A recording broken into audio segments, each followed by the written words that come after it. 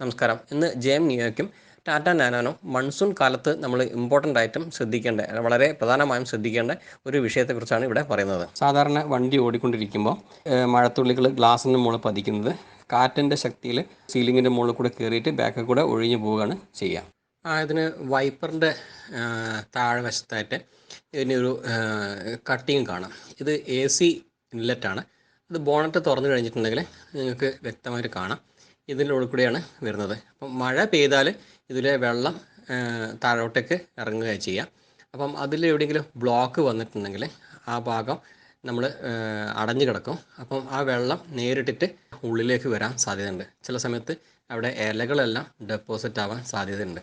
ചെറിയ ചാറ്റൽ മഴയൊക്കെ ആണെങ്കിൽ വൈപ്പറിൻ്റെ മുകളിൽ തട്ടിയിട്ട് രണ്ട് ഭാഗത്തേക്കും അഡീഷണൽ അല്ലാന്നുണ്ടെങ്കിൽ വൈപ്പറിൻ്റെ അവിടെ എന്തെങ്കിലും ഗ്യാപ്പോ കാര്യമോ എന്തെങ്കിലും ഉണ്ടെങ്കിൽ അത് നേരിട്ടിട്ട് ഇതിലേക്ക് ഇറങ്ങിപ്പോകാൻ സാധ്യതയുണ്ട്.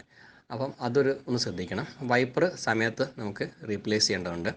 പിന്നെ ഇതിൽ മൺസൂൺ സമയത്ത് ഇതിൻ്റെ താഴത്ത് വെള്ളം ബ്ലോക്ക് ആയിട്ടുണ്ടെങ്കിൽ നേരെ AC-യിലെ ഇൻലെറ്റ് കൂടെ ചിലർ PVC ഫ്ലോർ മാറ്റ് എല്ലാം ചെയ്തിട്ടുണ്ടാകും.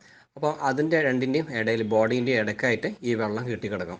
അത് പിന്നീട് ബാറ്ററി ചേമ്പറിൻ്റെ അടിയിലേക്കും പോയേക്കാം. അപ്പം അത് ബോഡി റെസ്റ്റ് പിടിക്കാനും അങ്ങനെയുള്ള പ്രശ്നങ്ങൾ ഉണ്ടാകാനും സാധ്യതയുണ്ട്. അപ്പോൾ അതൊന്ന് ശ്രദ്ധിക്കേണ്ടതാണ്.